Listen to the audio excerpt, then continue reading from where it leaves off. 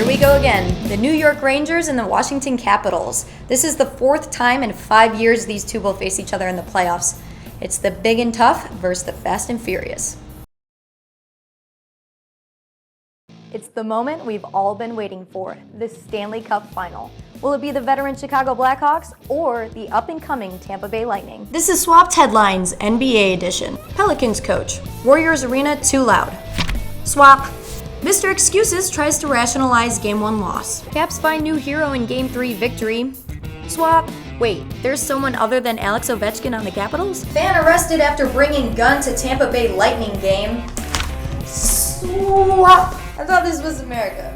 Isn't this America? I thought this was America. In their 11-4 win over the Rockies on Monday, he struck out 7, walked 1, and only allowed 5 hits. And that was just on the mound. At the plate, he went 3 for 3, one of which was a double and another was an RBI. Hosting the 2024 Summer Olympics is looking less and less likely for Boston.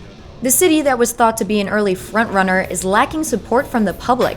In a poll by Boston's WBUR radio station, only 36% of Boston residents supported the Olympic bid. Cubs fans nearly wet their pants Tuesday when Jorge Soler, Javier Baez, and Chris Bryant hit back-to-back homers against the Indians. I'm here with Dave Baldwin. Dave, can you tell us what the Wounded Warrior Project's all about?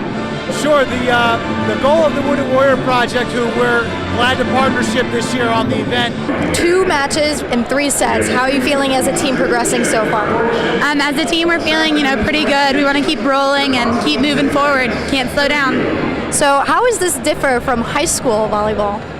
It's really fast-paced, There's bigger girls, bigger swings, bigger everything, but it's good, So being a little bit harder, what's your favorite part about it? Hitting against the bigger girls. Give it to me, I'm worth it. Baby, I'm worth it. I'm worth it. Give me, I'm worth it. Former Bears safety Chris Conte has reunited with Coach Lovie Smith, signing a 1-year deal with the Bucs.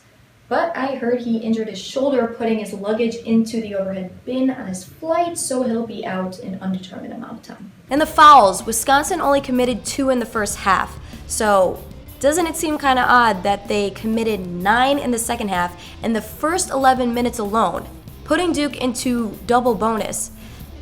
We're talking about Wisconsin. They had the lowest amount of personal fouls the entire regular season. Apparently this year, the Colts are proposing the possibility of a 9-point touchdown. Yep, you heard correctly, a 9-point touchdown. It would occur if the team scored a touchdown, then opted to go for a 2-point conversion, and if successful, they could then go for a 1-point kick. Those crazy Colts. I bet it's all luck. Look at him. This looks crazy. The league is looking into early free agency. They will try to determine if teams were entering into agreements before they were allowed to, and so far the responses have been, what?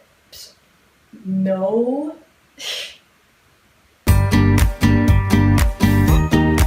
Why do we care what celebrity brackets look like? Honestly. I mean, I get why we might be intrigued by former NBA players' brackets or former college players, because you think they know a little bit more about the game, maybe about the teams, except Barkley. But the president, how does he even have time to follow college hoops? This is like the last bracket I would care to see, so why is this news? These are 2 big physical teams that showed a lot of fight in their first round matchups, and they showed a lot of consistency in terms of how they played during the regular season. Now you may ask why the Seahawks would take him if he's been arrested for domestic violence. Well, John Schneider, their GM, claims that they did a thorough investigation and found that he never really did hit his former girlfriend.